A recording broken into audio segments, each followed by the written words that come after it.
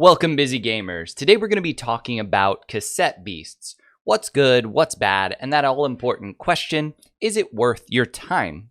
Cassette Beasts by Bytten Studio is an exciting and nostalgic indie RPG game that combines the charm of classic creature collecting adventures with a unique twist. You become the monsters instead of just catching them. The game itself is set in Wirral, a pixel art world reminiscent of the old Gameboy Advance Pokemon.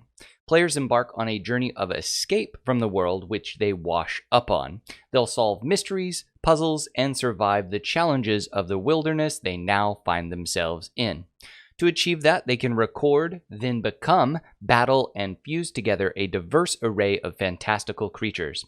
These creatures often are referred to as monsters or angels, depending on who in Wirral you ask.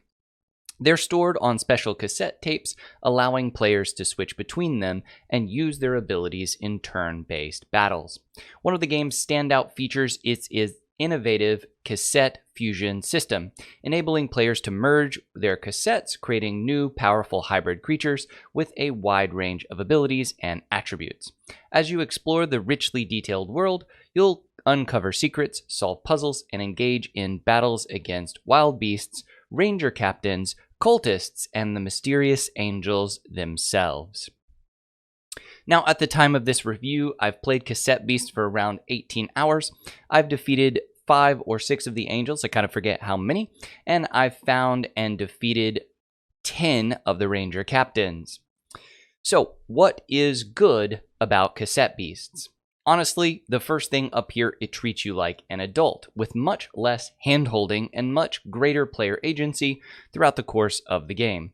Most areas of the game are open and accessible for you very early on in the game, especially for those that are willing to get creative with their exploration and think about ways to use and manipulate their environment. There's no linear route that exists forcing you to move and interact with the story in a certain way, and the game rewards you for exploration within the hidden puzzles and secrets. Even the quest system operates via a rumor system in which you can get a piece of information around town that you then follow up on. A little bit more generically than many games of this type. It still looks like a quest, of course, but it is a bit more unique. It also has a bit more of a believable or relatable story. You start out as someone who is stranded and lost in an unknown location in which the current residents discuss how people have been arriving there mysteriously for years. All appear to be from different times, locations, and even timelines and/or universes, depending on how you want to think about it.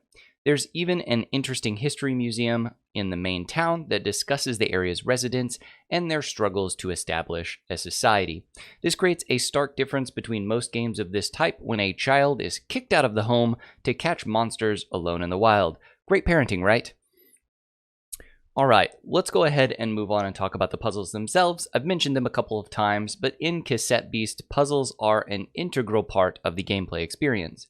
They offer players intriguing challenges that go beyond battling and the creature collection aspect of the game, and they're pretty cleverly woven into the game's narrative and the world design, and they have a range of activities to them. You'll either be unlocking hidden passages or manipulating elements in the game world, and these puzzles not only provide kind of a satisfying mental challenge, but also enhance the immersive nature of the game and encourage you to think creatively and strategically.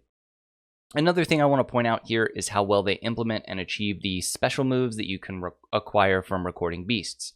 Now, these are moves that help you traverse your environment, giving you the ability to swim, to break rocks, to glide, or create magnetic fields. Instead of keeping beasts in your party that have the necessary moves, you learn them yourself.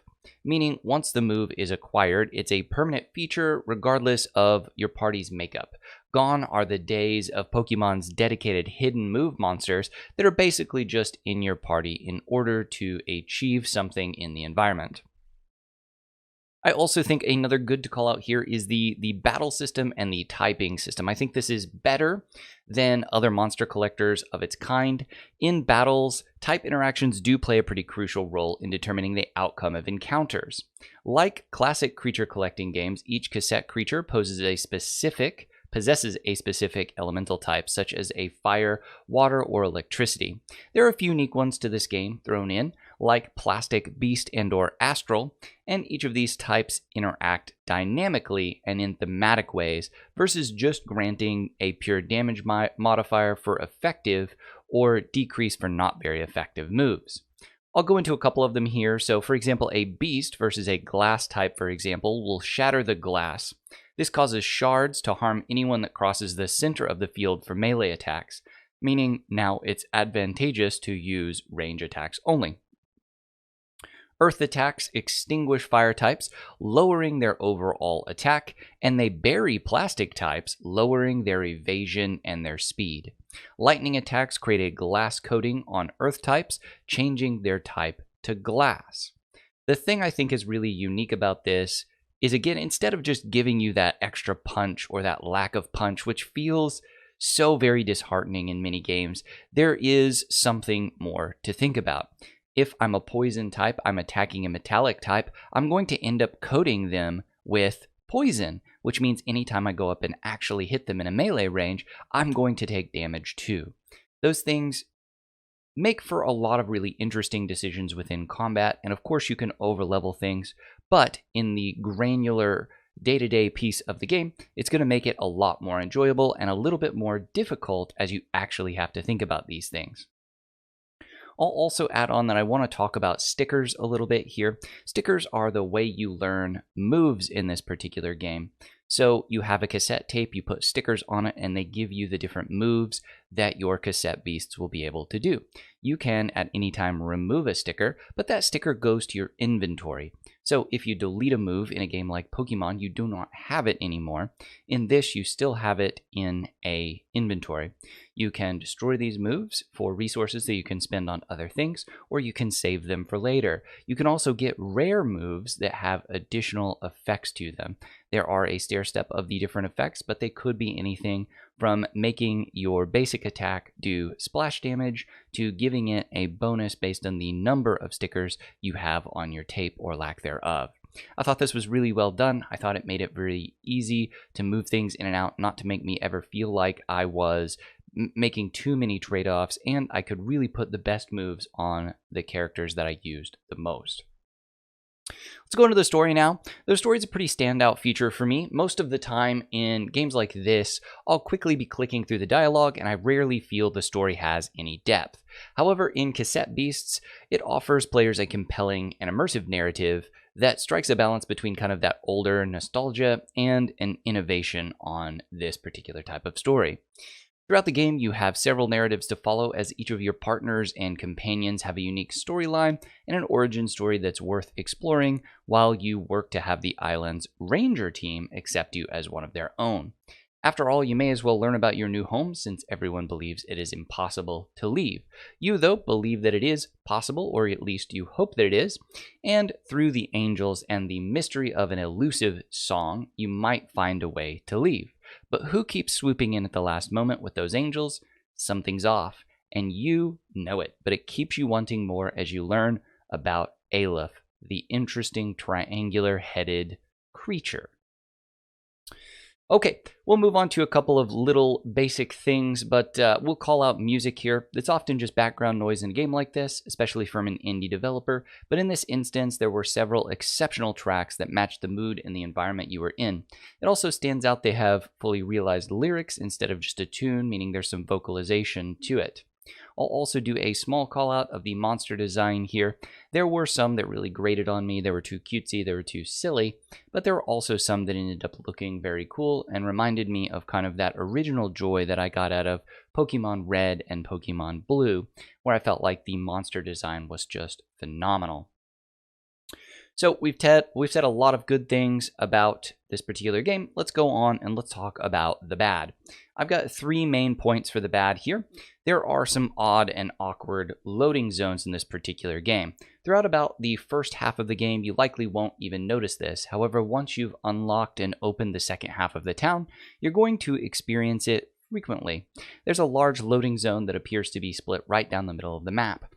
While the load times are pretty minimal in this game, if you're ever going back and forth along that line, it can be pretty cumbersome and distracting to see loading the rest of the world's message repeatedly over and over. Also talk about the graphics just a bit here. While the graphics grew on me over time, there were a few areas that just stood out as poorly done. Primarily for me, this was the beach and other areas where land met water. It was sharp, it was harsh, it was awkward for me. And while the graphics overall are kind of nostalgic in many ways, there are areas where it comes off less as an homage to those older games, and instead it comes off as sloppy or rushed. I also felt like the relationship system was poorly developed. Is there a relationship system in this game, you might ask? Absolutely there is. Think of it like a Hades-style relationship game, where as you spend more time with these characters, you increase in relation with them. They become better friends, and yes, you can indeed even date these characters. It's a bit weird, especially because all that really happens is you'll get stuck at one relation. You won't have any idea how to advance this until you have completed that character's quest. After you've completed that character's quest, all you have to do is go rest at the cafe or at a campsite, and you will start to develop your relationship. There's nothing you can do to really advance this more than to spend time together, and in all honesty, that is fine, but it's not explained well, and there's not a lot to it. That being said, even though there isn't a lot to it from a story perspective, there is a lot to it from an efficacy standpoint. As you increase in your relationship, your fusions become easier, they become stronger, and you gain a myriad of benefits for it. If you have a fully related person or basically someone that you're completely dating in the game, you will do a lot more damage in your fused state than something that you have a very weak relationship with, shall we say. That's the main thing we have for it. Let's go into the ephemeral efficiencies here, and the main thing I'm going to point out is in this game there is much less of a grind. In many games of this type, so I've reviewed Tim, I've played a lot of the Pokemon games over time, you're going to be running around fighting wild monsters over and over and over and over and over again in order to level up. Primarily the level is tied to you, the characters throughout the game, and your Cassette Beasts, they level up through a star system. This does mean that if I catch a level 10 cassette while I'm level 40, that cassette is still immediately pretty effective. It has less stats because it's in its base form, but I can utilize it and my stats affect it. And so it doesn't automatically invalidate something immediately. It lets you kind of use what you want when you want. I think that's really efficient. It keeps you from having to do a ton of grinding, and the exploration, the story, the random roving trainers and rangers out there that will fight you tend to keep you leveled in the way that you need to be for the story. This doesn't necessarily help you play faster, but it does keep you in the game and from doing silly, superfluous things. It also lets you heal pretty easily, pretty well. There are campsites everywhere. The transport system, once you've unlocked it, is pretty good, meaning you can get most places you need to on the island quickly without just having to run around in an area you don't want to be. Overall, I think this makes for a very smooth gameplay experience that I really enjoyed and that I felt like did a much better job at keeping you in the game and away from tedium than most monster collecting games do. All right, let's move on to the final score. I give this game a 9 overall. Cassette Beasts successfully marries the charm of nostalgia with a modern storytelling sensibility, making it a pretty memorable and enjoying gaming experience for both veterans of the monster collecting genre and newcomers alike. It's much harder than a game like Pokemon, but not so much so that you need a Dark Souls style mentality. It gives you a challenge if you are an adult, and it gives you accessibility if you are not. There's a lot to do here. It varies your gameplay. It's not just repeatedly battle after battle after battle. The battles are more strategic and more entertaining, and there is more customization to be done for your creatures. Overall, I think this just makes for a phenomenal game of the type. I would have given it a 10 had it had better graphics, but I think this is some of the best in class for a monster collector and is quickly becoming one of my favorites. I think it's probably going to be a bit shorter than some of them, but there is an end game to it. I have not reached it yet, so I don't want to speak to it too much. All right, that is my review for Cassette Beasts. I hope you've enjoyed this. If you have, please drop me a like or a subscription. And if there's any feedback you'd like to give me, drop it in a comment below. I do my best to answer each and every single comment that I get. Hearing from you makes this worth it. Until next time, have a great time gaming.